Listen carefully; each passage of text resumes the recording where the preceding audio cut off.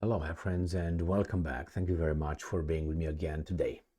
Well, we have Idiot Lindsay, the senator of South Carolina, and he's hysterical, and not only hysterical, but he says things that are really, how should I put him, dangerous. I don't think they're irrational, but they're dangerous. Imagine someone else saying the same thing to United States. Directs the same kind of calls to the United States of America. Now, when Iran says certain things about Israel, everybody here, condemns it. When this guy calls for something like this, ah, crazy Lindsay. Now, Lindsay is a senator, one of the 100 US senators. He was voted in the office by about 1,200,000 people in South Carolina. I looked and I made a video regarding that. So he's voted by 1.2 million people. So he's not speaking for, 330 million almost people in the United States of America. So imagine this guy with that percentage making this kind of calls and wanting to use our military to do that. That will not happen. The US senator calls for bombing Iran. Yes, I made a video a minute ago where I said that the United States will employ the bully technique or method into getting someone's lunchbox. That is, little steps, small steps. Usually bullies in general don't want to get punched. Who wants to get punched? Who wants to get scratched, kicked in the balls, or maybe with a black eye? Because the bully is usually, is the biggest guy over there and he doesn't have to ask. He doesn't have to be diplomatic whatsoever because he has no challengers.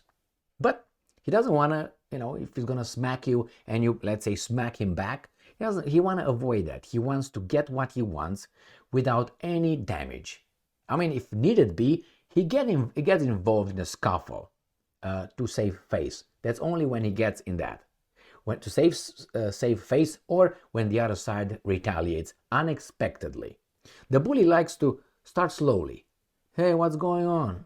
Hey, what's over there? And he escalates. And if you push back, that's what he wants. He's going to destroy you psychologically. He's going to disarm you. And he's going to take this one just with, doesn't have to smack you. And if he wants to smack you, he's going to smack you because he knows you're not going to hit back. He doesn't want to be flicked or poked in the eye or grabbed by the balls or something like that. Now, even if he would win, the same is with United States of America. United States of America does not want any damage. He wants to fuck everybody if they don't listen to the orders, but no smack, whatever, as small that is. So Lindsey Graham tries to hit Iran. If United States of America will bomb Iran, I guarantee you that you're going to have some bombings back. And there would be at least a bruised eye as a start. Lindsey Graham doesn't care. You will be at the receiving end and I, not Lindsey Graham. Even though I will tell you that I suspect that Lindsey Graham is not going to, how should I put it mildly? Some people are going to do something bad to him, and I don't want that to happen. I want him to just remove himself from the office and let us have a decent, fantastic country that we used to have. I think he's a garbage, but nevertheless, he's a senator. I am not. So he's better than I, right? Yeah. At showing his, how should I put it, facade. Anyway, my friends, here is Russia today. U.S. Senator calls for bombing Iran. The Americans are gonna bomb here and there around Iran, in Syria, in Iraq, and they're gonna say we bombed some Iranian-backed whatever. They're gonna probably, I'm almost certain, they're gonna bomb the Houthis in Yemen. They're going to put some military bases in Yemen. I'm 99% certain of that. And then after that, they will make an accident. They will hit something inside Iran. And Iran will retaliate. That if Iran does not retaliate, Lindsey Graham is going to up the game. And then at one point, they will have to retaliate. But I think that's the way it's going to go. They're not going to go all full war against Iran. By the way, take Iran and the United States of America. Look over the map. Who started first the, how should I put, animosity between the two countries? Remember 1953. The prime minister of Iran was Mossadegh, I think you call him. Well, why don't you look at that one? Until then, Iran and the United States of America did not have much in common. Well, look into that. Again, and then you have the what? After that, they brought the Shah. They planted the Shah. And after that, what happened? Someone, we don't know whom, brought what? Khomeini from Paris. From Paris, because of the Islamic Revolution in Iran. And since then, you got all that embassy garbage and so on. Now you got Lindsey Graham wanting to bomb Iran. Are you crazy? Okay, if you do it, what do you think is going to be next? Do you have a plan? Do you know what's going to be next? Do you think at least 2 moves ahead, or just the first move? I'm going to do this pop and then I get smacked. Oh, I didn't think that would happen. Here's again, one of those guys that belong to other interests, and not those interests are not US's interest or yours and mine. Lindsey Graham wants the IRGC headquarters blown off the map. I mean, I like this picture because he's like a weasel right here. I mean, he's a weasel, but nice picture. He's hysterical. He's like a, ooh. That's how he reacts here. The US should bomb Iranian oil fields and the Islamic Revolutionary Guard Corps headquarters in retaliation for Houthi attacks on Red Sea shipping, Senator Lindsey Graham said on Thursday. Because these guys here, unfortunately, this is the level of this sophisticated, okay? The history starts only when they like it, okay? Only then. Let's say tomorrow you see someone smacking me. And you say, oh my God, what happened with Emil? Why do you smack the perfect guy, Emil? And the guy's going to say, because my wife, he stole my car, he did this. Okay, Emil, psh, all right, I deserve that. The problem is these guys are starting the history only when they say, oh, he punched Emil, and Emil is a good guy. But they're not going to tell you, hey, what did Emil do to that guy? No. They're not going to mention that one. Now, this is kindergarten level mentality. But it works. Why? Baboons are all around us. Obviously, we're not baboons, are we? Let's go to this article. In a Fox News interview, the South Carolina Republican argued that Tehran was behind both the attacks on U.S. bases. This guy wanted to take out Putin. This guy, this weasel. On 2 occasions, he said. I don't know, he's just, but he's a senator.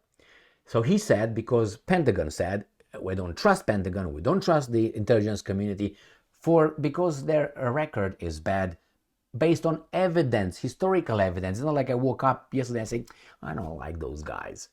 Okay, U.S. bases in Iraq, and behind both the attacks on U.S. bases in Iraq and Syria and the harassment of Israeli-linked cargo ships in the Red Sea. First, Israel is not United States of America, Lindsey. Sorry, I know. It's a different story. Now, U.S. bases in Iraq and Syria. I thought we won in Iraq. I thought that the process of democracy and freedom in Iraq is completed, has been completed. Okay, let's talk about Syria, Lindsey. 900 U.S. troops are illegally, in violation of the international law that we like so much, right, are deployed in Syria. What are they doing there? Oh, fighting ISIS? Okay. Oh, they're sucking the oil as well. What does one have to do with the other one? If you fight ISIS, go, destroy them, bomb them.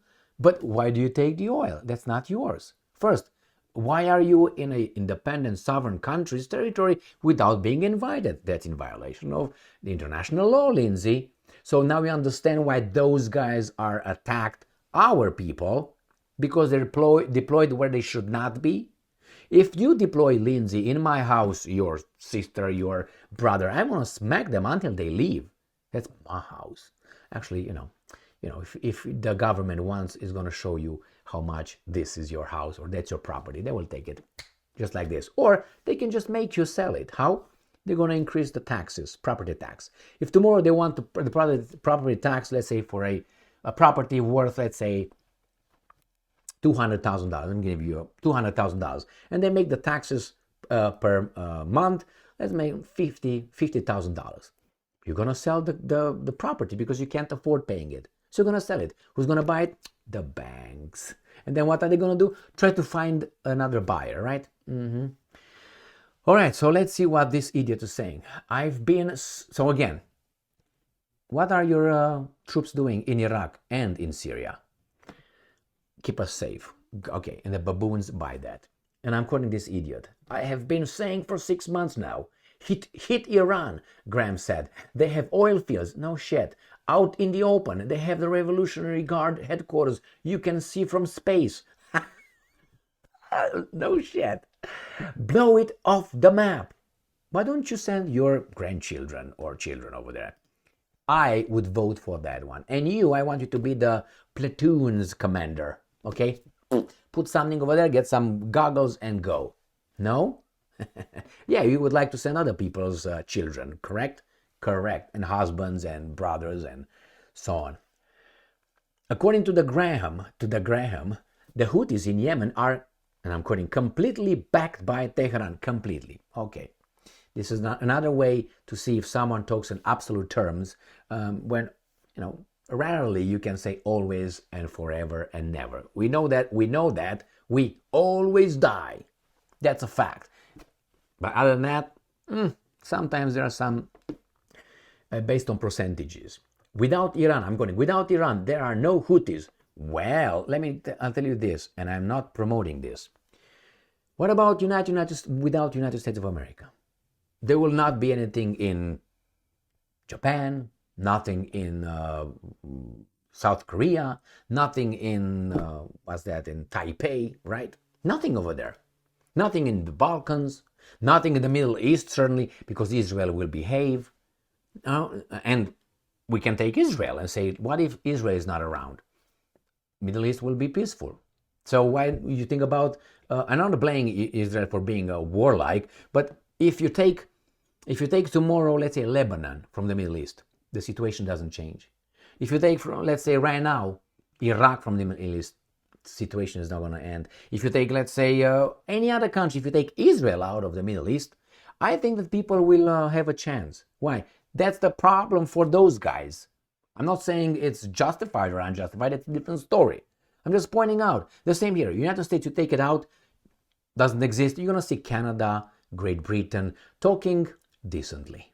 Now, Canada is all puffed and is going to show the Chinese in the East China Sea who's boss. Tomorrow, United States is not over there. I guarantee you Trudeau is going to get his 3 vessels that he got and get him back to what the fuck, Vancouver. That's where we're going to hang them. People will start behaving differently.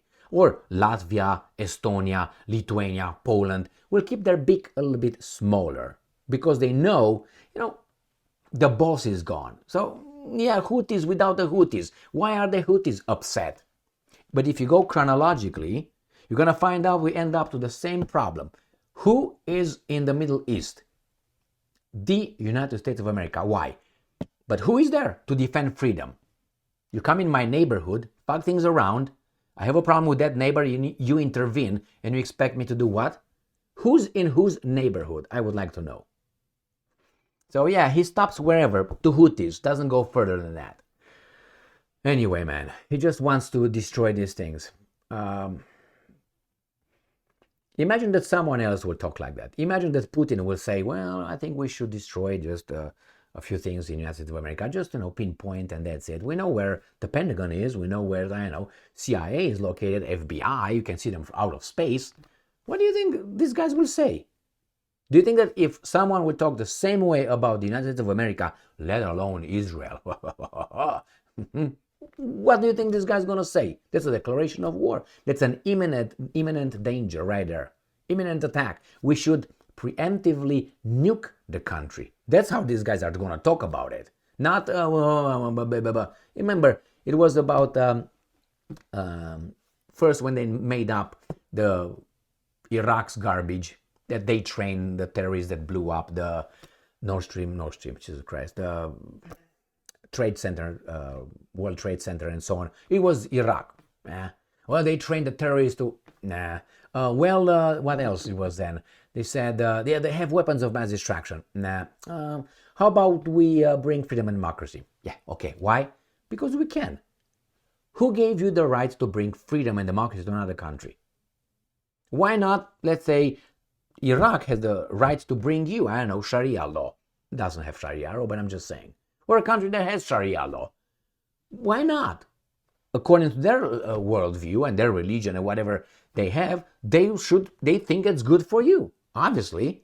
And you're doing a bad thing, allowing the women to, let's say, wear miniskirts where you can, okay? And my friends, again, they play cultural relativism when it's in their interest, but when the other side are going to try to do the same thing, no, you can't. It's actually a culture. This culture is better than that culture. Therefore, we're going to intervene and turn your culture into our culture. But the other way around doesn't work. You know why? Because our culture is evidently better. I mean, how else? But you don't look for consistencies with these guys. Nevertheless, Lindsey Graham is just a... I'm not saying he should not talk whatsoever. He can talk. But we should also have the right to analyze his imbecilic talk. And he's a dangerous guy in a position that he was voted. So that means you got some people that like him, which is fine. You're always going to find followers, regardless if you're Adolf or who you are. You're going to find them. They're going to come. Why? Because they identify with you. The same here. I don't blame the guys in South Carolina, but still, he said on 2 occasions that it's okay for him in his brain to an elected official in Russian Federation to be taken out. He said that. However you like or don't like, those guys vote. If those elections are rigged, you're a denier. So you can't say that. Because again, you think you're better than them. Why? Well, evidence? Remember, we had an insurrection here. Oh my God. Insurrection. So on, my friends. That guy is dangerous, and he is in the position where he is dangerous. I don't think he has any courage at all. I don't know, he's just plays like a war chicken, or how do you call that? He's just a guy who thinks he's tough. The dangerous. But the Russians did not say, well, we're going to take this guy out. No. So who's better? He's bombing. Thank you very much. Sometimes, sometimes you need to do that, in self-defense, or, to try to eliminate your enemy and so on. But here, they will not do it. Why? Iran is too strong, too big. Stay strong, stay smart, look for the truth, and be just.